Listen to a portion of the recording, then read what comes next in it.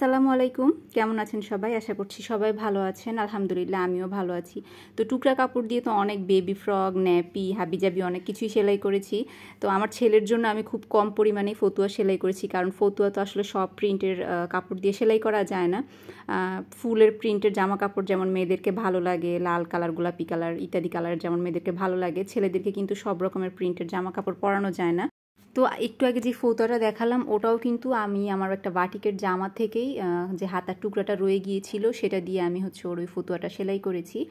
আর এই টুকরাগুলো এই সাদা টুকরাটা আমার শাশুড়ি ওমরাতে যাওয়ার আগে সাদা কালারের কিছু জামা সেলাই করেছিল, বহর বড় ছিল এগুলার।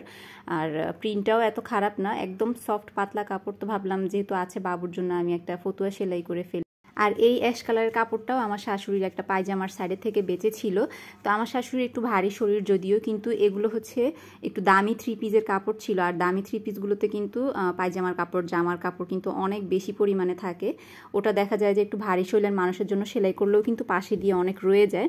আর এইসবের জন্য আসলে আমি তো একটু শুকনা, আমি বেশি দামি কাপড় আমি ঘরে পরি না। আমি একদম কম দামি যেগুলো 500, 600 এরকম দামের থ্রি পিসগুলো ঘরে পরি।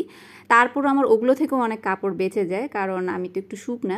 আর বড়গুলো থেকে তো অনেক বেশি পরিমাণ বাঁচে, এত বেশি পরিমাণ বাঁচে যে আমি একটা 4-5 বছরের মেয়ে বাচ্চার ফ্রক বানাতে পারি, কুচি ফ্রক। তো যাই হোক, আমার ছেলের পায়জামাটা আগে সেলাই করে নিচ্ছি। এটা আমি নিচে দিয়ে একটু জোড়া দিয়ে নিয়েছি, যেহেতু লম্বায় কম হয়েছিল। আগে জোড়া দিয়ে তারপর আমি হাইগুলো সেলাই করে নিয়েছি। হাই সেলাই করার পরে আমি যে ফতুয়াটা সেলাই করব সামনে, ওই ফতুয়াটারই একটু কাপড় নিয়ে আমি নিচে দিয়ে বর্ডার দিয়ে দিচ্ছি। আর যদিও এরকম বর্ডার বা পাইপেন মেয়ে বাচ্চাদেরকে পরালে বেশি সুন্দর লাগে, বা নিচে একটু কুচি দিয়ে দিলে বেশি ভালো লাগে। তো যেহেতু ও ছেলে, এই পাইপেনটা না দিলেই হয়তো বেশি ভালো হতো। কিন্তু আমার বিশ্বাস করবেন না, মানে আমার এত মন চাচ্ছিল যে একটু ডিজাইন করি, একটু লেস লাগাই, কিন্তু তো ছেলে বাচ্চা বেশি ডিজাইন করে পরালেও কিন্তু আবার ভালো লাগবে না দেখতে। আর আমি আরও কিছু টুকরা কাপড় রেখেছিলাম যে আমি হয়তো ফ্রক সেলাই করবো, বেবি ফ্রক বা নিমা। কিন্তু এই স্যুটটা ওকে পরানোর পরে মাশাল্লাহ আলহামদুলিল্লাহ ওকে এত বেশি সুন্দর লাগছিল, মনে হচ্ছিল যেন আমি বাজার থেকে মানে রেডিমেড কিনে নিয়ে এসেছি। যত মানুষ দেখেছে সবাই অনেক প্রশংসা করেছে, আর ওকে অনেক সুন্দর লাগছিল মাশাল্লাহ। তো পরে চিন্তা করলাম যে আমি যেগুলো আমি বেবি ফ্রকের জন্য রেখেছি ওগুলা থেকেও আমি আরও কিছু এরকম সেট সেলাই করব, পায়জামাই সেলাই করব, কারণ ওর অনেক প্যান্ট আছে ঘরে। আর পায়জামাই সেলাই করলে ভালো হবে, কারণ যেহেতু সামনে শীত আসছে, শীত যখন হালকা থাকবে, মানে যখন আসবে বা শীত যখন চলে যাবে, তখন কিন্তু এই পায়জামাগুলো কিন্তু পরানো যায় হালকা শীতের মধ্যে। আর আমার বাচ্চার জামা কাপড় কিন্তু আমি অনেক মানুষকেই দিয়ে দিই, আমার আশেপাশেই আছে অনেকে, ওরা এসে চেয়ে নিয়ে যায়। তো দেখা যায় যে আমি যেগুলো সেলাই করি সেগুলোও আমার বেশি দিন পরানো হয় না, বেশিরভাগ সময় মেয়ে বাচ্চাদেরকেই দেওয়া হয় ওর ফতুয়াগুলা, ওর প্যান্টগুলা। তো যাই হোক, আমার এখানে শেষ নিচে বর্ডারটা করা। আর এরপরে আমি কোমরটা আগে সেলাই করে নিব, রাবারের জায়গা রেখে দিব, একটুখানি জায়গা খালি রেখে সেলাই করব, যাতে করে আমি পরে রাবারটা ঢুকিয়ে সেলাই করে ফেলতে পারি। তো আপনাদের কাছে আমার ভিডিওগুলো কেমন লাগে আপনারা কিন্তু কমেন্ট বক্সে অবশ্যই জানাবেন। আর ফতুয়াটা সেলাই পর আমার বাচ্চাকে পরানোর একটা ছবি বা ভিডিও অ্যাড করে দিব, সেখানেও আপনারা কমেন্ট করে জানাবেন যে কেমন হয়েছে। ভালো লাগলে আমার চ্যানেলটা অবশ্যই আপনারা সাবস্ক্রাইব করবেন আর ভিডিওটাতে একটা লাইক দিবেন। আমার চ্যানেলটা সাবস্ক্রাইব করে রাখলে আমি যখনই কোনো নতুন ভিডিও দিব আপনারা সাথে সাথে পেয়ে যাবেন। তো ফতুয়াটা আমি আমার আগেও কিন্তু ভিডিওতে আমি দেখিয়েছি যে আমি যে কোনো জিনিসে আগে ডিজাইন করে ফেলি, বিশেষ করে যখন এরকম টুকরা কাপড় দিয়ে কিছু সেলাই করি আমি আগে ডিজাইন করে ফেলি, তারপরে আমি গলা, বগল এগুলো কাটি।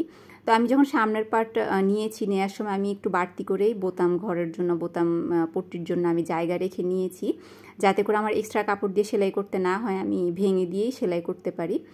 তো এই যে আমার পায়জামাটা সেলাই শেষ। আর ফতুয়াতে আমি সামনের পার্টটা রেডি করে নিয়েছি, পিছনের পার্টটা এখন আমি একসাথে বসিয়ে তারপরে আমি মাপ নিয়ে কাটিং করব। আর এই সবুজ ফতুয়াটা এটা কিন্তু আড়ঙের একটা ফতুয়া, এটা কিন্তু ওর বেশ ঢিলে ঢালা হয়। তো যেহেতু এটা একটু ঢিলে ঢালা হয় আমি চেষ্টা করব একদম এটার সমান নেয়ার জন্য, কারণ আমি চাচ্ছি যে এখন থেকেই যেন ও পড়তে পারে। বেশি ঢিলা বা বড় করে সেলাই করলে দেখা যায় যে আমার তুলে রাখতে হয়, অনেক দিন পরে পরাতে হয়, আর ওর তো গ্রোথ এমনিতেই কম, শুক না। তো সেই জন্য ভাবছি যে আমি একদম ফিটিং করেই সেলাই করব।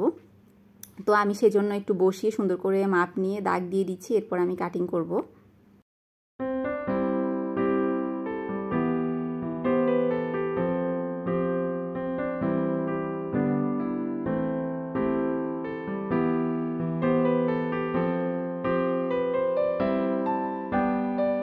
আমার বাচ্চার কিন্তু বেশ অনেক জামা কাপড় উঠানো আছে, প্লাস হচ্ছে ও ঘরেও যে পড়ছে ওর অনেক জামা কাপড় আছে, যেহেতু এখনও ছোট, অনেক গিফট পায় মাশাল্লাহ। আবার আমার সেলাইও করা হয়। তো এই জামাটা আমি একদম মাপ মতোই সেলাই করব, যেন এখন বা হয়তো 1-1.5 মাস পরতে পারে। আর যেহেতু এটা সাদা কাপড়, এমনিতেও বেশি দিন পরতে পারবে না, কারণ আমাদের পানিতে আয়রন আছে, মানে 3-4 বার হয়তো ধোয়া দিলে হয়তো এটা লাল লাল হয়ে যাবে। তো আমি ডিজাইন করার পরে আমি হচ্ছে ফতুয়াটা মাপ মতো কেটে নিলাম, আর এখন হচ্ছে আমি একটু কাঁধগুলো জোড়া দিয়ে নিচ্ছি। আর আমি হচ্ছে সবসময় যে কোনো সেলাই দিলেই, বাচ্চাদের হোক বা বড়দের জামা কাপড় হোক, আমি চেষ্টা করি 2টা করে সেলাই দেওয়ার, কারণ একটা সেলাই আমি যত ছোট সেলাই দেই না কেন আমি দেখেছি ছিঁড়ে যায় বা ফেটে যায়। তো সেই জন্য আমি সবসময় বড়দের হোক ছোটদের হোক আমি 2টা করেই জামাতে সেলাই দিই।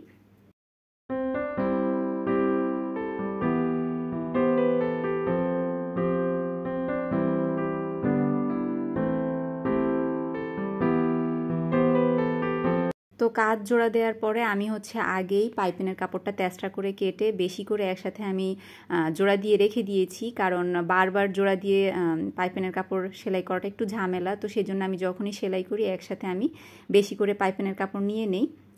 তো আলহামদুলিল্লাহ মাশাল্লাহ, দেখেন আমার বাচ্চাটাকে কি সুন্দর লাগছে, মানে মনে হচ্ছে যেন একদম বাজার থেকে কেনা। তো ভিডিওটা ভালো লাগলে আমার চ্যানেলটা অবশ্যই সাবস্ক্রাইব করবেন। আল্লাহ হাফেজ, আসসালামু আলাইকুম।